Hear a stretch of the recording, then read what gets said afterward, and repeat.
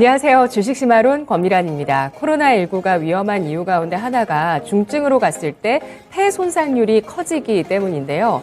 폐에 좋은 음식들을 좀 찾아봤습니다. 그랬더니 브로콜리가 나오더라고요. 브로콜리는 설포라판이라는 유황 화합물이 들어있습니다. 폐에 들러붙어 있는 세균이나 담배, 찌꺼기 같은 이 나쁜 성분들을 다 걸러내주는 역할을 한다고 하는데요. 정상적인 폐에서는 백혈구가 이런 세균이나 찌꺼기를 걸러내주는 역할을 하지만 폐가 약해지면 이 기능을 잘 하지 못합니다. 또 브로콜리에는 비타민C와 베타카로틴이 들어있어서요.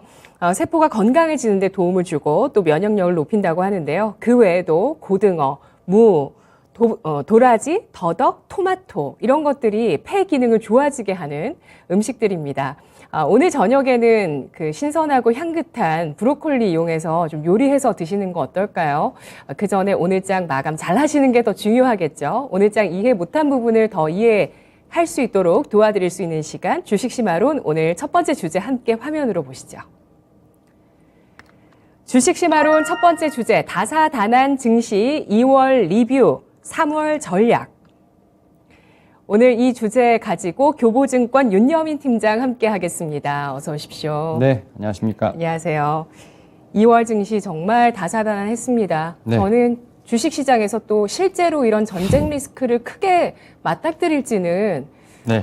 정말 하반기에 사실 저희가 블랙스완으로 이 부분에 대해서 다루긴 네. 했었는데 그때 네. 러시아 우크라이나 문제를 크게 다루진 않았었거든요. 네네. 이 문제 불거지면서 참 다사다난했습니다. 시장 어떻게 평가하시죠? 일단은 오늘은 상당히 좀 좋은 모습으로 시장이 좀 나오고 있습니다만 사실 1월, 2월 어떻게 보면 1월 효과? 이제 봄의 효과라고 하는데 그런 거는 전혀 이제 느낄 수가 없었죠. 특히 이제 1월 같은 경우는 이제 금리 인상, 그 다음에 이제 2월 같은 경우는 지정학적 리스크가 좀 불거지면서 상당히 고난의 행군을 보였다라고 볼 수 있을 것 같은데 특히 이제 우리나라 같은 경우는 러시아 수출 비중이 좀 그렇게 크지 않은 상황입니다만 이제 불확실성에 대한 부분이 워낙 이제 부각이 되면서 사실은 좀 어떻게 보면 좀 증시가 많이 흔들렸다라고 볼 수 있을 것 같은데 우리나라가 이제 수치적으로 보게 된다면 러시아 수출 비중이 이제 수출 비중 한 1.5%, 수입은 한 2.8% 정도 된다고 합니다. 특히 이제 수입 같은 경우 원자재가 좀 2.8%의 대부분을 좀 차지하고 있고 특히 이제 우크라이나 수출입은 0.1% 정도밖에 되지 않기 때문에 한국 경제 자체로 보게 된다면 이 두 나라에 대한 노출도는 상당히 좀 미미한 상황이라고 볼 수 있을 것 같은데 다만 이제 이 증시가 어떻게 본다면 악재에 너무 민감하게 반응하는 좀 그런 내성이 생기다 보니까 더 크게 좀 출렁이지 않았나 좀 생각을 하고 있는데 일단 앞에서 좀 말씀드렸던 것처럼 이 연준의 좀 정책 컨센서스 급변에 대한 어떤 긴축 발작에 대한 부분들이 첫 번째 있었고요. 그리고 두 번째로는 이제 좀 북한 관련된 어떤 지정학적 리스크가 사실은 좀 1월부터 있긴 했습니다만 사실은 그렇게 크게 영향을 미치지 않다가 네. 이제 러시아 우크라이나 이 사태가 발발을 했고 그다음에 또 LG 에너지 솔루션이라는 또 블랙홀 같은 또 수급의 블랙홀이 또 생기면서 어떻게 보면 좀 이제 전쟁에 관한 좀 준하는 약간 시장 패닉을 좀 본 것 같은 느낌. 1월, 2월에 좀 보지 않았나 좀 생각을 하고 있는데 이런 부분이 참 이제 선반영이 되면서 지금 1월, 2월 같은 경우는 주가가 좀 상당히 대부분 레벨 다운된 모습을 좀 보여주고 있고 이런 부분에서 참 개인 투자자분들 좀 힘들었지만 어떻게 보면 지금까지 좀 잘 버티고 지금 어떻게 보면 3월에 지금 맞이한 부분이 있는데 정말 저는 이제 좀 감사하다는 말씀 좀 대신에 드리고 싶다라 말씀드릴 수 있을 것 같고 이제 어떻게 보면 전쟁 리스크, 우크라이나 이제 지정학적 리스크 같은 경우는 제가 볼 때 어느 정도 이제 현실적으로는 계속해서 지속이 되고 있죠. 지금 국지전으로 가고 있는 모습들. 물론 이제 우크라이나가 좀 상당히 강력한 저항을 하고 있고 여러 나라에서 무기를 좀 제공해주고 있습니다만 러시아 푸틴이 좀 상당히 좀 과격한 방법으로 지금 뭐 민간인까지 좀 학살하겠다는 얘기가 나오고 있는데 사실 이제 장기화된 부분에 대한 부분까지는 생각하고 있지는 않습니다만 일단은 이런 이 우크라이나 지정학적 리스크가 이제 글로벌 리세션에 대한 부분이 아닌 이상의 이번 좀 파장 같은 경우는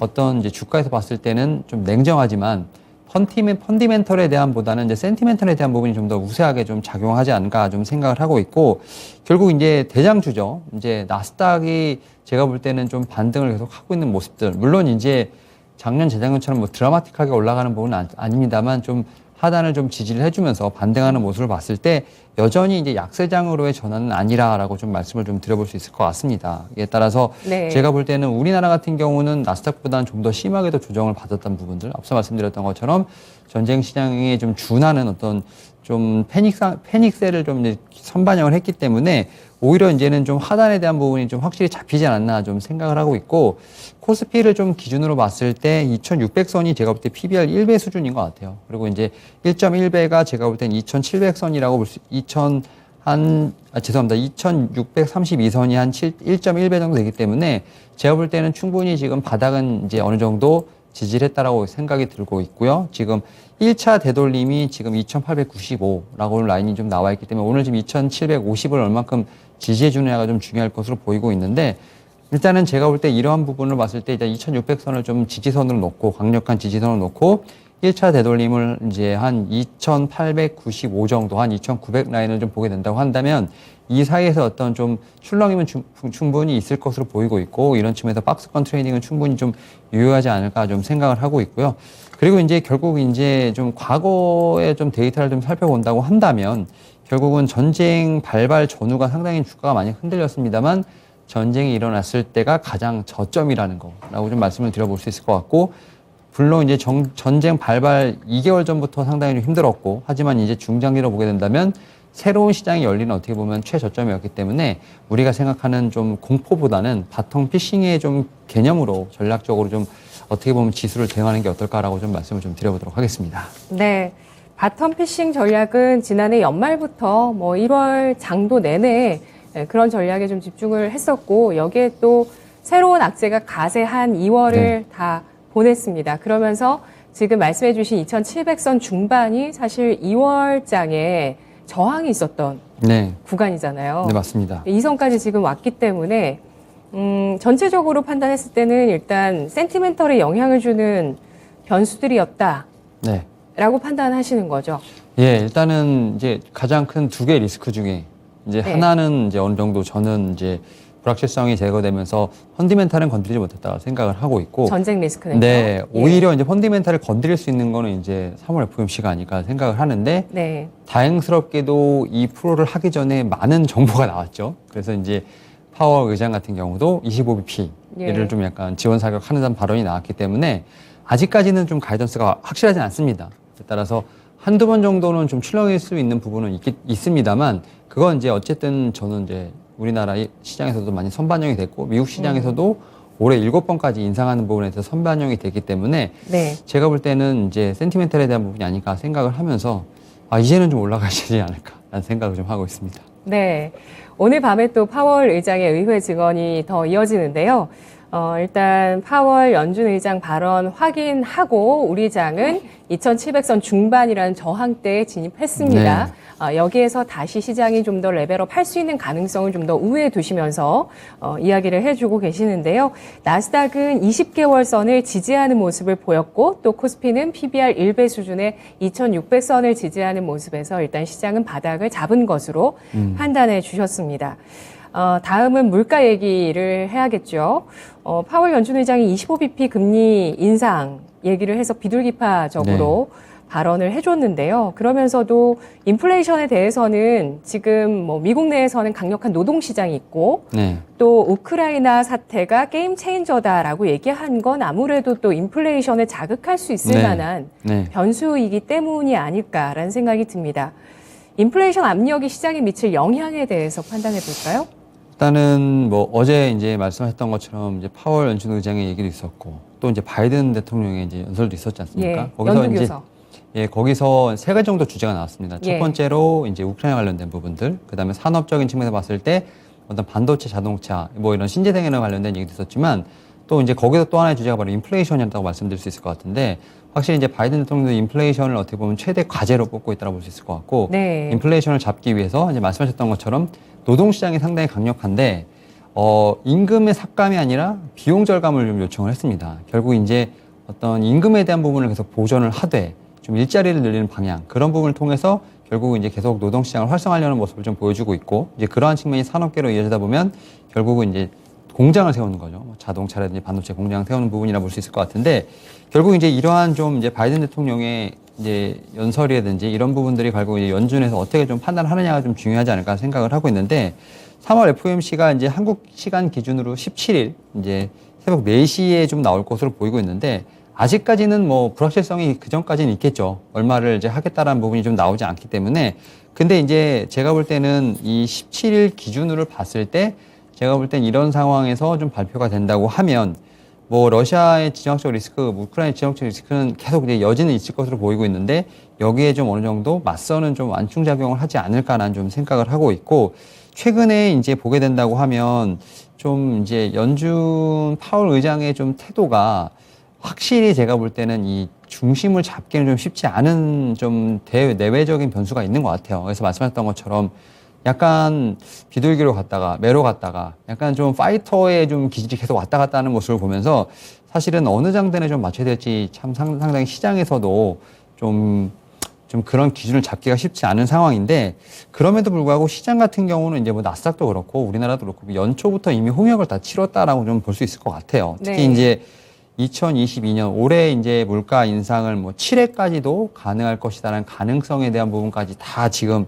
어떻게 보면 시장이 받아낸 부분이 있기 때문에 제가 볼 때는 이제 어떻게 보면 인상에 대한 부분은 분명히 어느 정도 이제 시장에서 인식을 했고 이제 인상의 폭이라든지 얼마큼 QT를 빨리 할 것인가에 대한 그런 부분이 조금 남아있다고 볼 수 있을 것 같은데 결국 이제 3월에 이제 FOMC가 뭐 금리 인상에 대한 부분도 얘기를 하겠습니다만 이제 점도표에 대한 부분이 좀 나올 것 같아요. 그래서 상향 조정이 얼마 나올 것인가라고 좀 얘기가 나올 것 같은데 앞서 말씀드렸던 것처럼 7회 인상까지 이미 다 이제 시장에서는 반영을 했기 때문에 7회 혹은 뭐 7회를 못 미치는 수준으로 제가 볼 때 점도표가 조정이 된다고 하면 오히려 시장은 좀 안도해. 그러면서 좀 상승 랠리가 나올 것으로 보이고 있고 7회 이상이 된다고 하면 또 한 번 제가 볼 때 좀 조정이 나오지 않을까 좀 생각을 하고 있는데 일단은 저는 뭐 지금 상황에서 본다고 한다면 금리를 그렇게 급속도로 올리는 부분에 대해서는 좀 미국 자체 내에서도 좀 부담이 있지 않을까라는 좀 생각을 하고 있고 그런 측면에서 봤을 때 좀 인플레이션에 대한 어떤 압력 이런 부분들은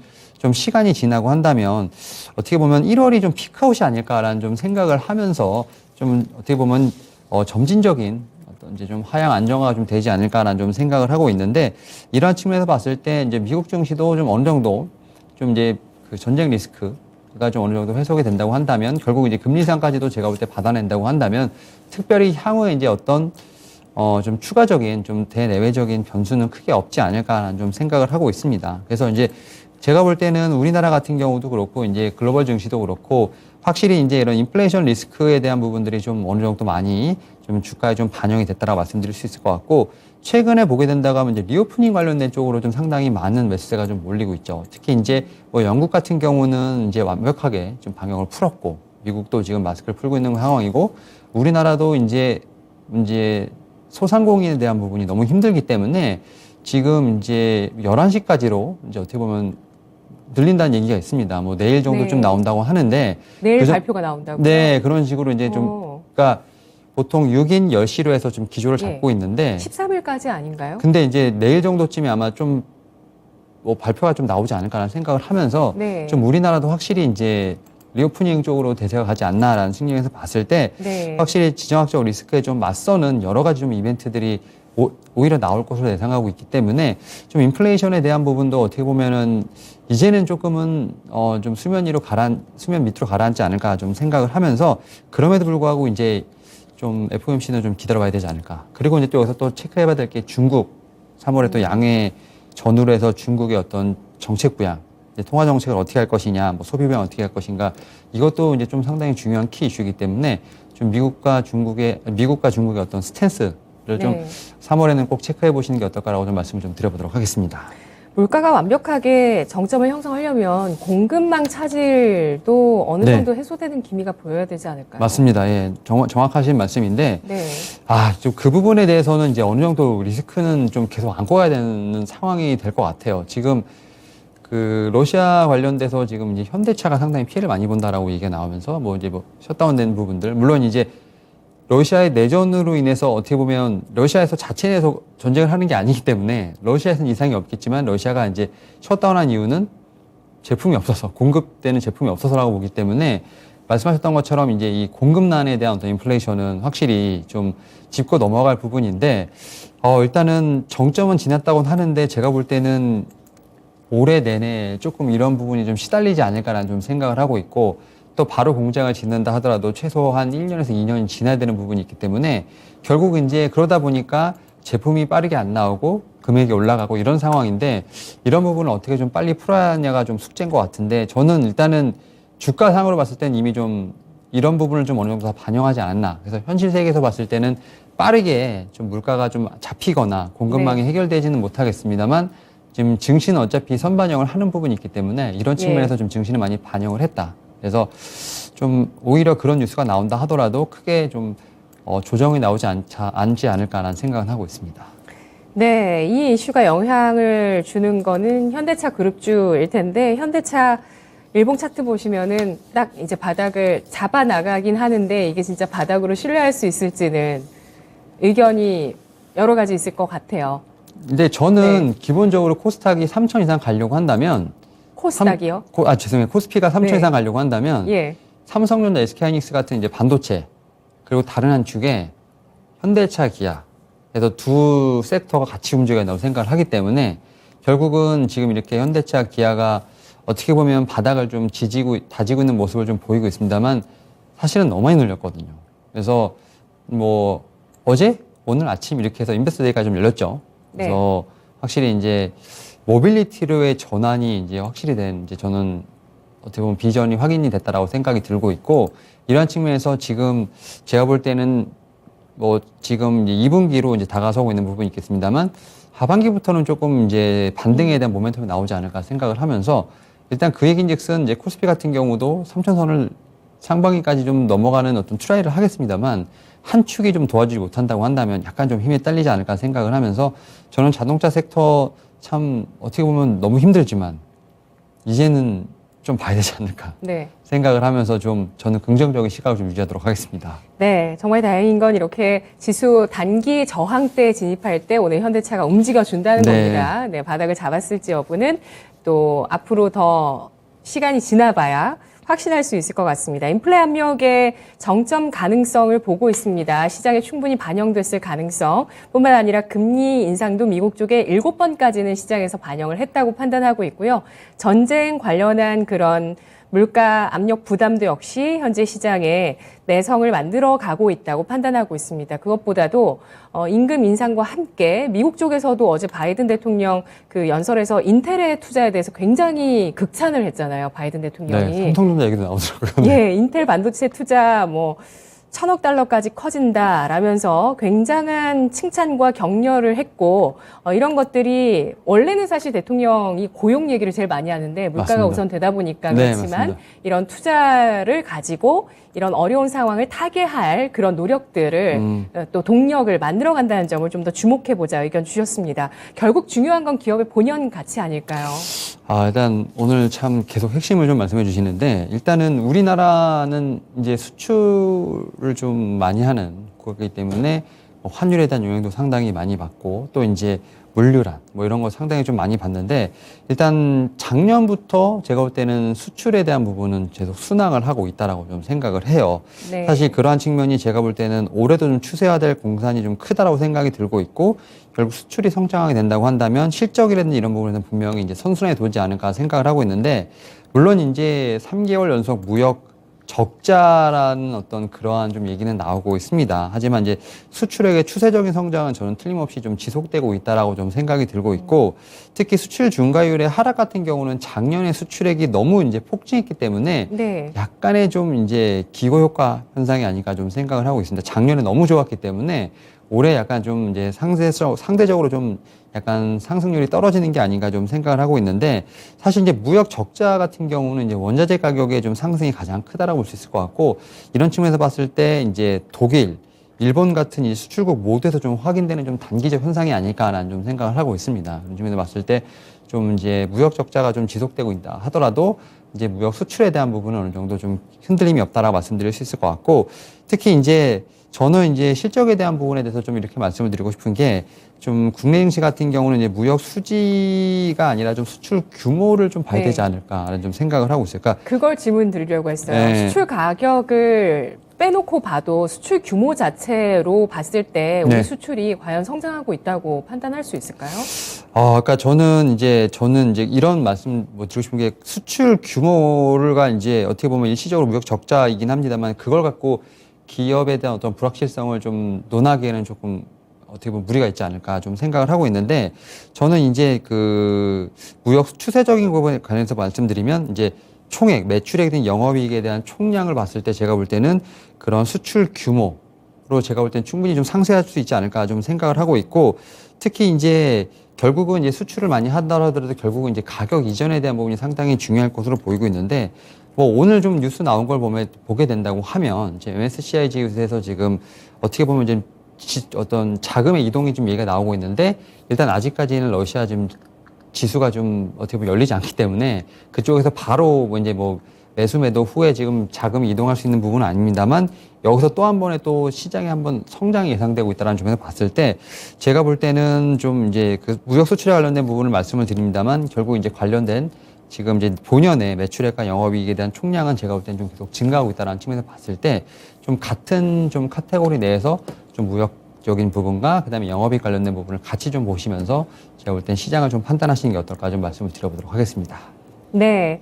3.1절에 문재인 대통령도 2월의 수출이 사상 최대를 기록했다는 내용을 알렸습니다. 2월 수출이 금액 기준으로 539억 달러를 기록하면서 사상 최대를 기록했다고 합니다. 12개월 연속 수출 증가세 나타나고 있는 모습인데요. 기업의 본질을 놓고 봤을 때 일단 전체적인 우리나라 수출 성장하고 있다는 점에 방점을 두셨네요. 그러면 시장이 좀 어려운 시기를 겪고 나면 이제는 또 다시 3월 네. 증시를 맞이하면서 새벽을 지나 동이 틀 것이다. 네. 이런 의견들을 많이 증권가에서도 내놓으시더라고요. 3월 투자 전략 세워주시죠.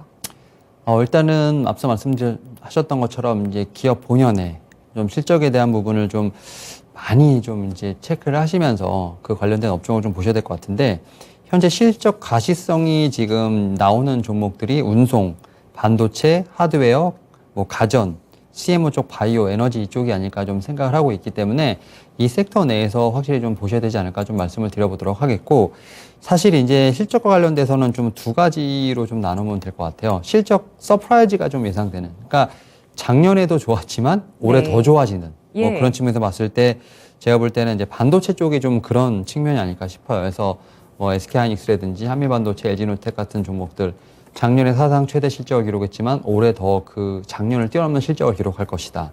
결국 그 얘기인즉슨 계속 상승을 하고 있다라고 좀 볼 수 있지 않을까 좀 생각을 하고 있고 또 한 가지 이제 낙폭과대 실적주라고 볼 수 있을 것 같아요. 그러니까 올해 실적이 아무리 나빠도 작년 거보다는 좋다라고 좀 볼 수 있는 뭐 그런 쪽, 이제 그런 쪽으로 봤을 때 제가 볼 때는 뭐 앞서 말씀드렸던 바이오, CMO 쪽에 이제 SK 바이오사이언스라든지 에코프로비엠, 삼성 SDA 같은 이런 종목들이 제가 볼 때는 이제 낙폭과대 실적주가 아닐까 좀 생각을 하고 있고 특히 실적 관련된 종목은 이렇게 한 두 가지 카테고리로 말씀을 드려볼 수 있다면 이제 좀 정책과 관련된 부분도 좀 봐야 되지 않을까 생각이 드는데 사실은 3월이 이제 어떻게 보면 이제 뭐 대선부터 시작해서 6월에 이제 지방선거까지 나오다 보니까 이 정부 정책과 관련된 좀 종목들이 좀 움직이지 않을까 생각을 하고 있고 그 가운데서 가장 크게 이제 움직일 수 있는 게 건설 쪽이 아닐까 좀 생각을 하고 있습니다. 그리고 앞에서 말씀드렸던 것처럼 이제 리오프닝이 계속해서 이제 어떻게 보면 하나의 트렌드가 되고 있기 때문에 지금 우리나라 같은 경우도 오미크론이 이제는 이제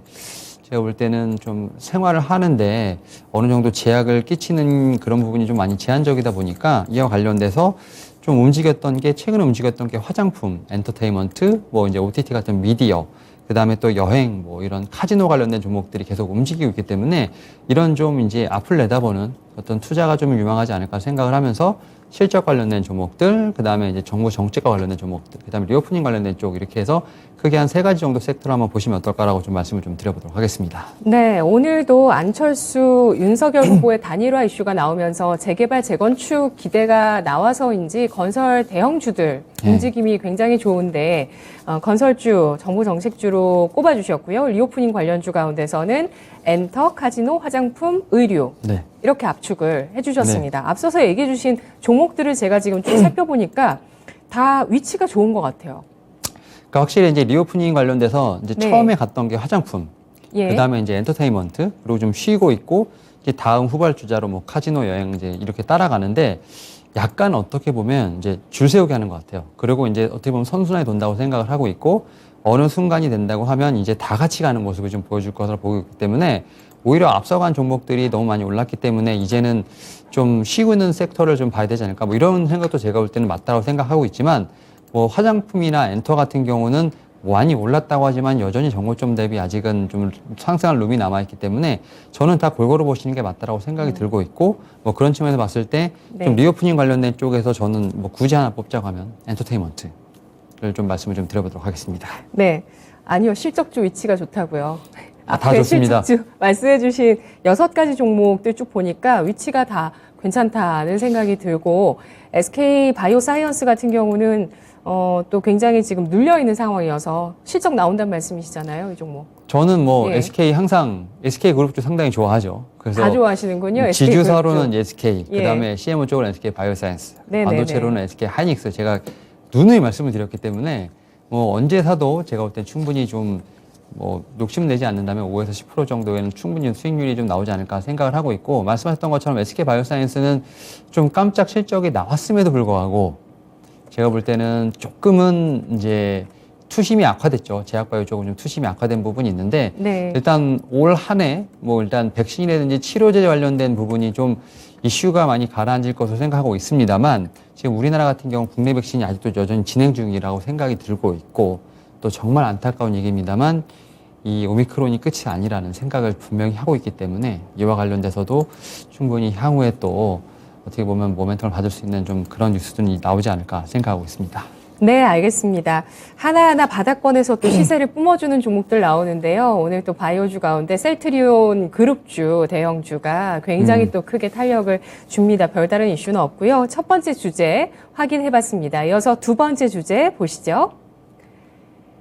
주식 심화론 오늘 두 번째 주제, 성큼 다가온 대선, 시나리오별 투자 전략은? 주말에 사전투표 기간 아닌가요? 맞습니다. 뭐 예. 금토일인 것 같은데. 네. 예, 예.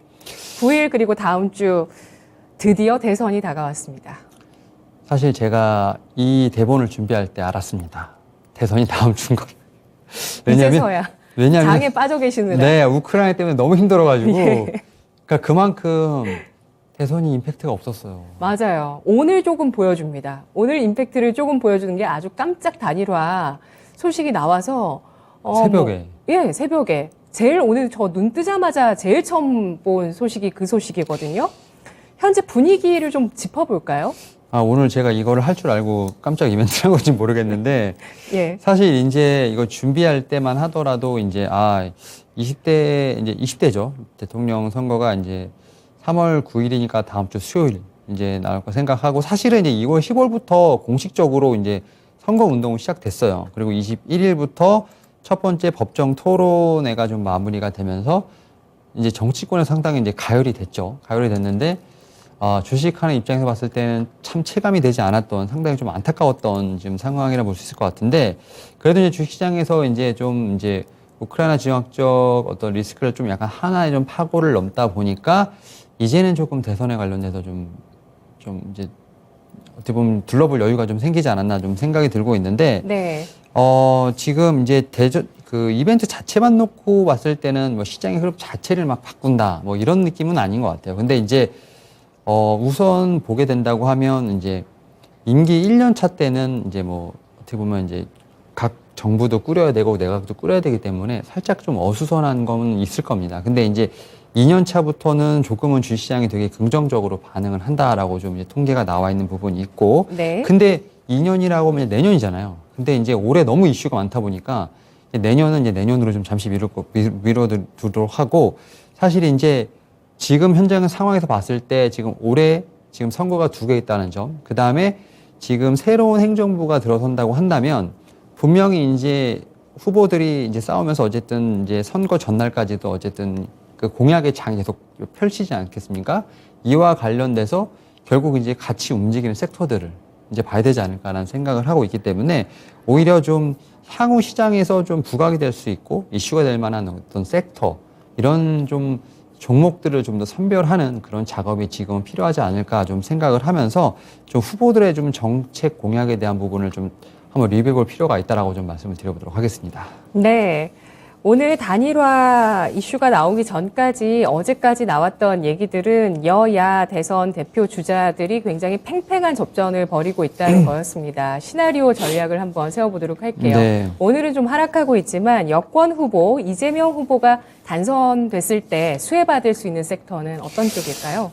일단 지금 이재명 후보가 만약에 당선이 된다고 한다면 확실히 극명하게 좀 섹터가 좀 나뉠 것으로 보이고 있는데 친환경 업종과 게임 업종에 대한 수혜는 분명히 예상된다 말씀드릴 수 있을 것 같습니다. 특히 이제 이재명 후보 같은 경우는 2040 탄소 중립 공약을 좀 통해서 친환경 에너지 기업에게는 상당히 힘을 불어넣어주지 않을까 좀 생각을 하고 있고 특히 탄소 중립을 위해서 신재생 에너지 발전 비중을 2030년까지 30%로 좀 상향을 하고 탄소세도 좀 도입할 부분이 있기 때문에 이와 관련돼서 신재생 쪽, 그다음에 전기차와 관련된 쪽에서도 좀 분명히 모멘텀이 있지 않을까라는 생각을 하고 있고 특히 게임 업종에 대해서 상당히 좀 기대할 만한 요인이 있다라고 볼 수 있을 것 같은데 제가 볼 때는 뭐 P2E라든지 NFT에 관련된 사업에서 상당히 좀 긍정적인 제가 볼 때 뷰를 좀 가지고 있다는 점에서 봤을 때 게임 업종 지금 상당히 눌렸던 부분들이 있었습니다만 분명히 이제 이재명 후보가 좀 당선된다고 한다면 제가 볼 때는 게임 업종에 대한 반등도 기대해 볼 만하지 않을까 좀 생각을 하고 있고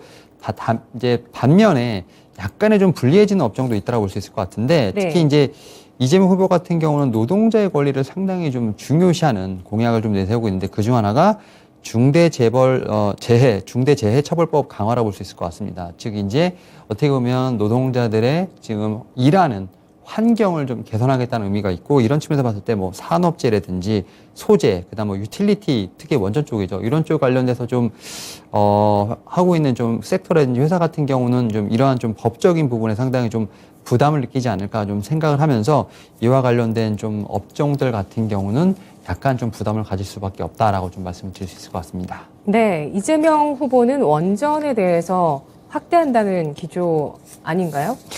근데 이제 기조도 기도지만 이제 결국은 어떻게 보면 산업화에 대한 어떤 그런 부분들, 좀 이제 환경에 대한 부분을 좀 타이트하게 좀 어떻게 보면 잡으려고 하다 보니까 네. 이런 측면에서 봤을 때 제가 볼 때는 노동관계법과 좀 많이 관련이 있는 좀 현장들 같은 경우 좀 초반엔 좀 위축되지 않을까 좀 생각이 들어요. 다만 이제 이런 부분도 자리가 잡게 되고 특히 이제 기업 같은 경우는 어떻게 보면 인건비가 약간 비용으로서 지금 어떻게 보면 건주되는 측면이 있기 때문에 어떻게 보면 산업 현장에 대한 어떤 당연하지만 어떻게 보면 설치해야 될 여러 가지 좀 그런 것들이 계속 어떻게 보면 추가적으로 들어가게 된다고 한다면 기업들 같은 경우는 어떻게 보면 이 당선 초반에 같은 경우는 그런 쪽으로 좀 비용이 많이 늘어나지 않을까 좀 생각을 하면서 일단 초반엔 좀 불리하지 않을까 좀 네. 생각을 해보고 있습니다. 탈모 건강보험 적용이라든지 공공주택 확대 이런 네. 쪽은 아예 배제를 하셨어요?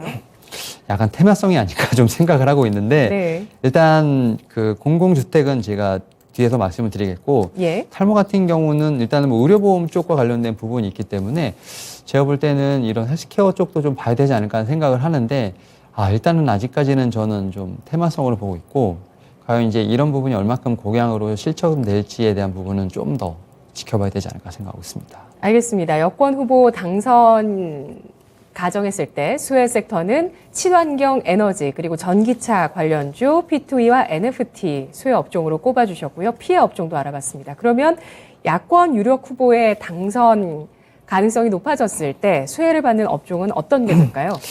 일단 좀 반대가 되겠죠. 지금 반대가 되는데 일단 뭐 원전 건설 산업재 뭐 소재 쪽에 좀 수혜가 좀 가지 않을까 좀 생각을 하고 있고 일단은 뭐 윤석열 후보 같은 경우는 이재명 후보와 마찬가지로 이제 탄소 중립을 달성해야 되는 부분이 좀 맞지만 원자력 에너지에 좀 많이 의존을 하겠다라는 좀 계획을 좀 가지고 있고 특히 이제 원전 발전 비중을 한 30%까지 유지를 하겠다라고 좀 얘기가 나오고 있는 상황이기 때문에 일단 좀 원전에 대한 비중이 좀 이런 쪽에서 봤을 때 좀 원전 섹터는 상당히 좀 최근에 어떤 시세를 유지할 가능성이 상당히 높다라고 말씀드릴 수 있을 것 같고 네. 특히 이제 중대재해처벌법 같은 경우는 좀 완화를 하겠다는 좀 얘기가 나오고 있기 때문에 또 이제 이재명 후보와는 반대로 산업재, 특히 소재 업종 관련돼서 기업들의 좀 부담감을 좀 낮출 수 있는 그런 부분이 있지 않을까 좀 생각을 하고 있는데 일단 이러한 측면에서 봤을 때 좀 제가 볼 때는 좀 반대되는 어떤 수혜가 예상된다 말씀드릴 수 있을 것 같고 특히 이제 이 지금 윤석열 후보 같은 경우는